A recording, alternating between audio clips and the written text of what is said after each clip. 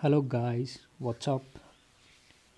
आज हम पढ़ेंगे कक्षा 8 का गणित विषय का प्रश्नावली पहला, और उसमें हम पढ़ेंगे परिमेय संख्या। परिमेय संख्या पढ़ने से पहले हम जानेंगे कि परिमेय संख्या क्या होता है। तो परिमेय संख्या जानने के लिए चलते हैं नेक्स्ट स्लाइड पे। ये है नेक्स्ट स्लाइड। इसमें हम देखेंगे कि परिमेय संख्या की परिभाषा क्या होती है। ऐसी कोई भी संख्या जिसको हम p/q फॉर्म में लिख सकें, कोई भी संख्या जिसको हम p/q के रूप में लिख सकते हैं, उसको हम बोलते हैं परिमेय संख्या। जहाँ हमें ध्यान क्या रखना है, p और q दोनों पूर्णांक होने चाहिए। पूर्णांक दैट मीन्स पूर्ण अंक होने चाहिए। 1 पूर्ण अंक है, 2 पूर्ण अंक है, -4 पूर्ण अंक है, -6 पूर्ण अंक है। ये सारे पूर्ण अंक है। तो जो भी पूर्ण अंक है वो p और q वहाँ से बिलोंग करने चाहिए, और q जीरो नहीं होना चाहिए। वही होगा परिमेय संख्या। अच्छा, इसको समझने के लिए हम क्या देखेंगे। ये तो चलो एक गणित की परिभाषा थी। इसको समझने के लिए जो p और q, जैसे मैंने कोई नंबर पूर्णांक 2 लिया, दूसरा पूर्णांक 3 लिया, तो ये एक परिमेय संख्या बन गई 2/3। इसको हम परिमेय संख्या कह सकते हैं। बट q अगर जीरो हो जाएगा, जैसे 2/0, जब q जीरो हो जाएगा तो ये नंबर एग्जिस्ट ही नहीं करता, इसका कोई अस्तित्व ही नहीं है गणित में। इसलिए कहते हैं कि ये नीचे वाला ज़ीरो नहीं होना चाहिए। ये था परिमेय संख्या का इंट्रोडक्शन, परिचय की परिमेय संख्या होती क्या है। अच्छा, आपको समझ में आ गया होगा। नहीं समझ में आ गया तो आप वीडियो फिर से रिपीट कर सकते हैं। थोड़ा और ब्रीफ में बताऊं तो परिमेय संख्या 0, -2, 4 ये भी परिमेय संख्या है p/q फॉर्म में। जैसे -2 है तो मैं इसको -2 उसको भाग 1 करूँगा तो आंसर तो -2 ही आएगा ना। तो ये भी एक परिमेय संख्या है। 0 भी एक परिमेय संख्या है। अब जैसे 5 है तो 5 कोई परिमेय संख्या होगा कि नहीं। तो सिंपल सी बात है, 5 को मैं 5/1 लिख सकता हूँ।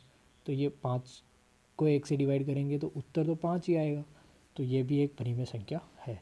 ये था परिमेय संख्या का इंट्रोडक्शन। इसके बाद हम नेक्स्ट स्लाइड में पढ़ेंगे कि परिमेय संख्या का उसकी क्या क्या गुणधर्म हम लागू कर सकते हैं। तो उसके तुम्हारे अध्याय में सिर्फ 3 ही गुणधर्म है। फर्स्ट समवर्त गुणधर्म, दूसरा है क्रम विनिमय गुणधर्म, और तीसरा है सहचारिता गुणधर्म। ये आपको एग्ज़ाम में पूछे नहीं जाते, बट हाँ, यहाँ मैं तुम्हें पूरा डिटेल में समझा रहा हूँ, इसलिए मैंने ये वीडियो ब्रीफ में बनाने का सोचा है। उसके बाद मैं तुम्हारे क्वेश्चंस के आंसर्स भी करवाऊँगा, जो बुकलेट तुम्हें मिलती है स्कूल से उसकी। अच्छा, समवर्त गुणधर्म में क्या होता है, जो भी कोई नंबर है, जैसे ये एक रेशनल नंबर है, उसको मैं दूसरे रेशनल नंबर में ऐड करूँगा तो आंसर क्या आएगा, ये हम पढ़ेंगे समवर्त गुणधर्म में, कि आंसर क्या आना चाहिए। और देखो ना, वैसे हम एक साइंटिस्ट की तरह एक्सपेरिमेंट भी कर सकते हैं। तो चलो शुरू करते हैं अपना एक्सपेरिमेंट, कि हाँ, कभी किसी रेशनल नंबर को दूसरे रेशनल नंबर में ऐड करेंगे तो हमें क्या उत्तर मिलेगा। अब स्टार्ट करते हैं। सपोज़ मैंने कोई रेशनल नंबर लिया 2/3 और दूसरा रेशनल नंबर लिया 5/3। ये दोनों रेशनल नंबर है क्योंकि p/q फॉर्म में, और q जीरो भी नहीं है। इन दोनों को मैं ऐड करूँगा तो लघुत्तम लूँगा 3 और 3 का, तो 3 आएगा। तो ये ऊपर ऐसा का ऐसा 2 + 5। हाँ, यहाँ घबराने की ज़रूरत नहीं है। दो परिमेय संख्याओं का योग, व्यवकलन, भाग और गुणन मैं आपको आगे समझाऊंगा। यहाँ सिर्फ गुणधर्म को समझिए। यहाँ ये इसका उत्तर आएगा 7/3। तो ये भी p है, ये q है, दोनों पूर्ण अंक है। तो ये एक परिमेय संख्या बन जाएगी। दो परिमेय संख्याओं का योग करने पे क्या मिलता है, एक परिमेय संख्या मिलती है। तो इसका मतलब इसमें जो परिमेय संख्या है उसमें योग के निहित ये समवर्त है। हम ये कह सकते हैं कि ये समवर्त प्रॉपर्टी प्रूव कर रहा है, किसके तहत, योग के तहत। अब हम वही इस पे देखेंगे कि क्या इसमें, चलो योग के निहित तो है, लेकिन क्या व्यवकलन के निहित भी इसमें समवर्त है या नहीं है। तो वही रेशनल नंबर 2/3 को माइनस कर देंगे 5/3 से, तो उत्तर क्या आएगा, नीचे एलसीएम 3 और ये 2 माइनस 5।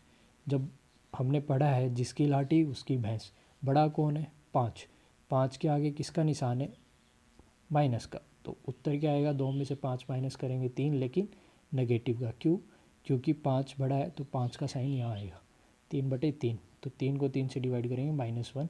ये भी एक रेशनल नंबर है।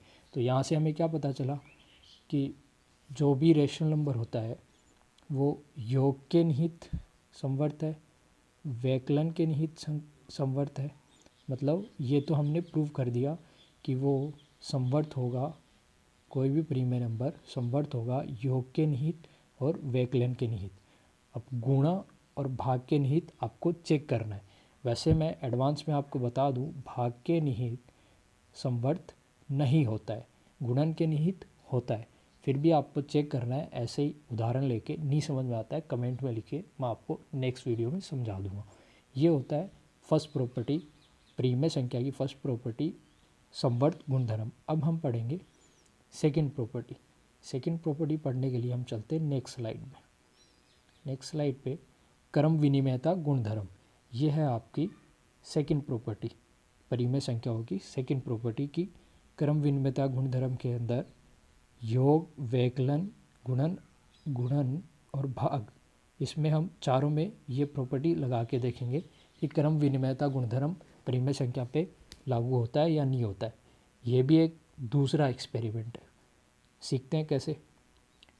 सपोज़ बच्चों मैंने एक रेशनल नंबर लिया ए, उसको मैंने जोड़ दिया दूसरे रेशनल नंबर में, परिमेय संख्या कोई ए है उसमें मैंने दूसरी परिमेय संख्या जोड़ दी, तो जो भी आंसर आया, सपोज़ कोई आंसर के आया, अब मैं देखूँगा क्रम विनिमयता, क्रम जो है वो बदल देता हूँ, बी को ए की जगह ले जाता हूँ, ए को बी की जगह ले जाता हूँ, तो आंसर क्या आता है ये हमें चेक करना है कि जब इनमें और इनमें हम ऐड करेंगे तो आंसर अगर सेम आ रहा है तो वो क्रम विनिमय होगा किस में, जोड़ में देख रहे हैं तो योग में क्रम विनिमय होगा, या वैकलन में देख रहे हैं तो वैकलन में होगा, गुणन में देख रहे हैं तो गुणन, और भाग में है तो भाग में। ये हम चेक कर लेते हैं। चलो स्टार्ट करते हैं, तो चलते हैं नेक्स्ट स्लाइड की ओर।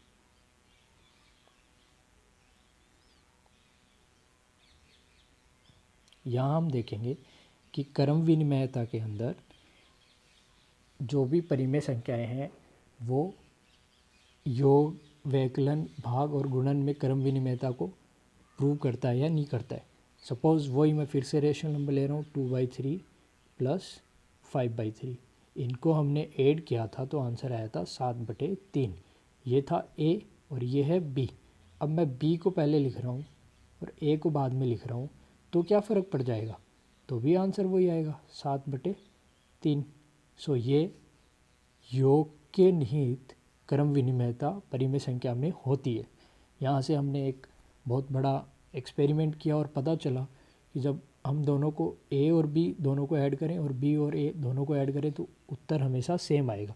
ये वो वैसी ही बात हो गई जब हम कोई भी नेचुरल नंबर की बात करें, जैसे 2 और 3 है, 2 + 3 5 हो गया, 3 + 2 5 हो गया, तो नेचुरल नंबर में भी क्रम विनिमयता लागू होती है। बट यहाँ हम पढ़ रहे हैं परिमेय संख्या के बारे में, तो परिमेय संख्या में ये लागू होता है।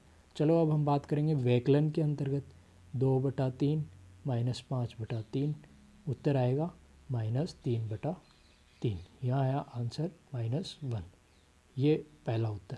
अब हम बात करेंगे 5/3 -2/3, यहाँ उत्तर आएगा 3, 5 में से 2 घटाएंगे 3, यहाँ उत्तर आएगा +1। ये आ रहा है -1, ये आ रहा है +1। दोनों रेशनल नंबर हैं, दोनों बच्चों रेशनल नंबर हैं, परिमेय संख्या हैं, बट दोनों का उत्तर अलग अलग है, दोनों सेम नहीं है। तो यहाँ हम क्या कहेंगे कि परिमेय संख्याएं जो हैं वो वैकलन के अंतर्गत क्रम विनिमयता नहीं फॉलो करती है, योग के अंतर्गत करती है, अच्छा गुणन के अंतर्गत करती है, भाग के अंतर्गत नहीं करती है। ये आपको दोनों चेक करनी है, नहीं समझ में आता है कमेंट कर सकते हो, नेक्स्ट सेक्शन में पूछ सकते हो, I will definitely reply you. और अगर आपको ये जो एफ़र्ट मैं स्टार्ट किया है मैंने, ताकि शिक्षा पे कोई प्रभाव ना पड़े, पसंद आ रहा है तो गाइज़ लाइक करें, कमेंट करें एंड सब्सक्राइब करें। ये हमारा पोर्टल है, ये हमारी साइट है।